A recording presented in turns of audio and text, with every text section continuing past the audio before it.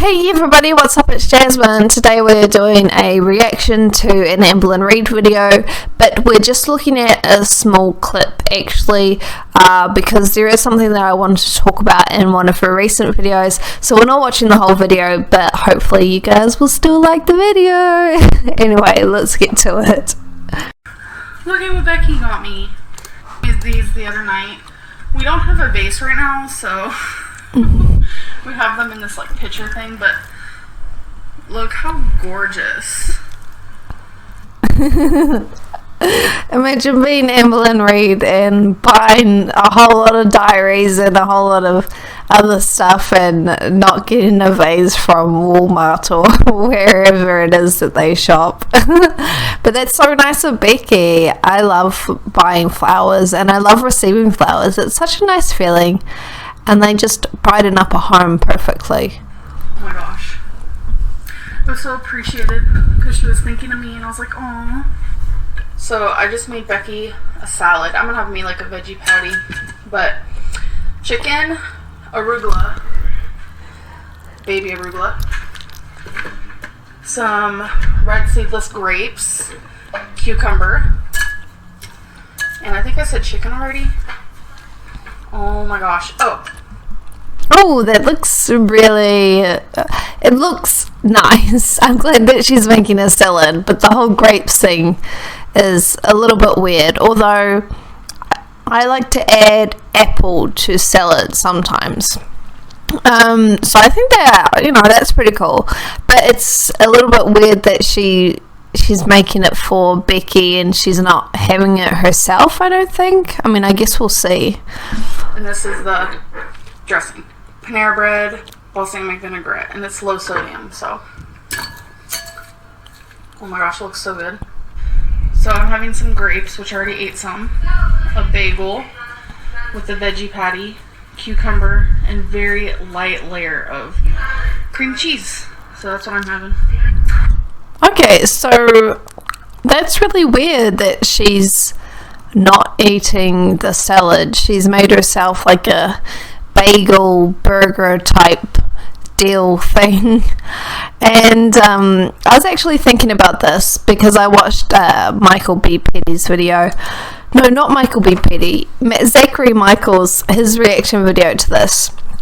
And I thought that it was really weird that she made a separate meal for her girlfriend and then she's eating this other thing, which, by the way, bagels are one of the more calorific breads that you can eat. So even though she's having a veggie patty and she's got some cucumber in there, it's still not the best choice. And obviously it wouldn't really matter, for a normal person, but if you're consistently choosing bagel over some other healthier option like a brown bread or something, then it's part of the problem. But what I wanted to talk about was how her making a separate meal for Becky, it's really, I think it highlights a sort of disconnect with how people would normally eat meals. So obviously back in the old days you would make a meal and you would eat it together and it would be the same meal, right?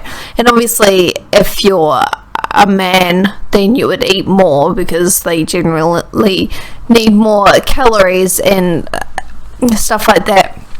And if you're a child you would eat less, but you'd all eat the same thing, you just eat different amounts of it. And this is part of like a kind of the beginning of how we are social eaters. Eating is part of a social thing that we do. And I think that, well, I'm not really sure, but I do wonder if this sort of eating separate things, eating apart, is part of a larger issue to do with increased weight gain and social disconnect and just all round not being part of a group, really. Because when you think about it, Amberlynn Reid, she doesn't work. Becky doesn't work. I don't know about their friends. I think some of them work. But it's all... her life is not very socially connected. It's quite different from everybody else's life, you know, quite different from healthy people's lives. For example, you know, I work, I make meals. If I had a boyfriend or a partner or whatever, we would eat together and we would eat the same thing.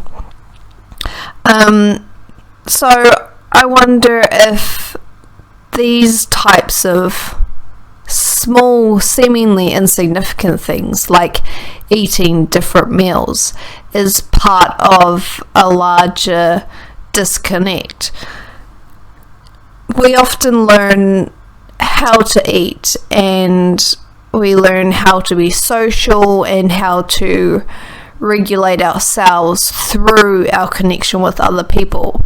So if you're eating different things from the people around you, you're eating separately, you're not connecting with other healthy people through work or other social situations, then I think it's going to be a lot more difficult for you to integrate healthier habits into your life, because you're just not being a part of it. And I know that Amberlynn Reid, even though she tries to say that she doesn't, she does eat out quite a lot. And there again, you're picking your own meal.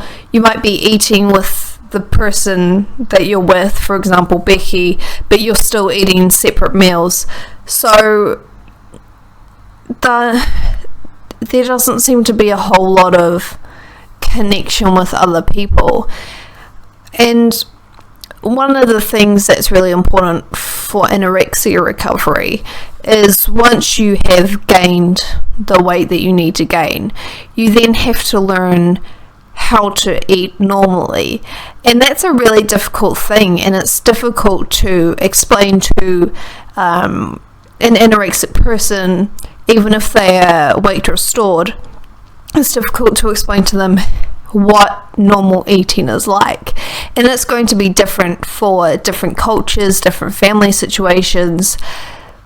And so what doctors and therapists will recommend is for you to eat with other people and to see what they're eating, how much they're eating, and to just try to find your way with what they're doing.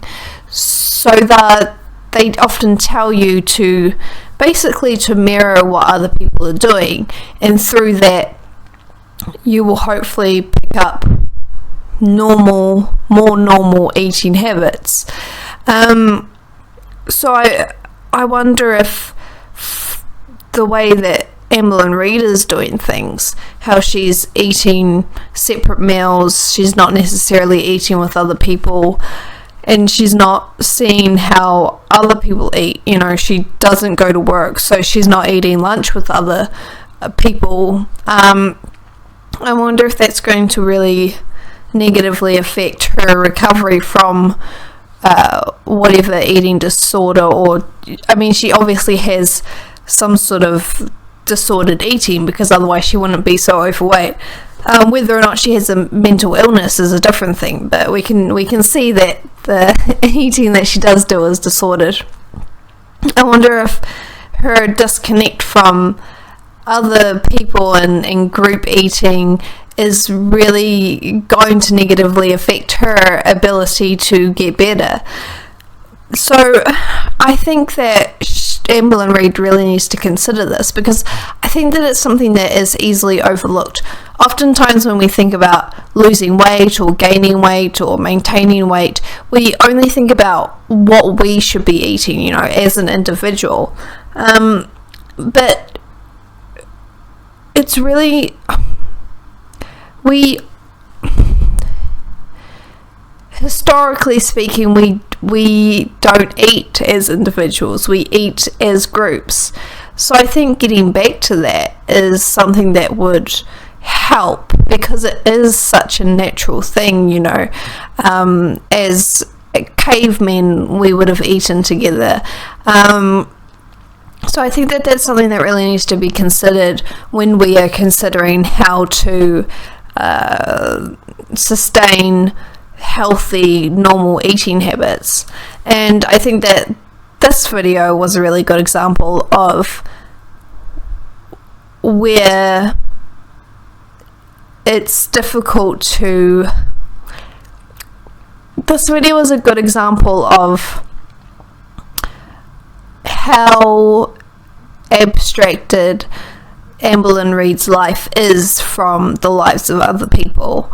So I'd be really interested to hear what you guys think, and I'm not even sure myself. This is just things that have come up in my own mind, so I'd be interested to hear what you guys think, and if you have any experiences with eating alone versus with other people, and how it might have helped you or negatively affected you. And I think that it's something that would be it would be interesting to talk about it more, and to maybe find if there's been research on this type of things, because the way that we eat has changed so much over the years, and it'd be interesting to find out how that affects us, if it affects us. And yeah, so anyway, that's it for me today, guys. I hope you enjoyed this video. I'll see you all next time. Hey door.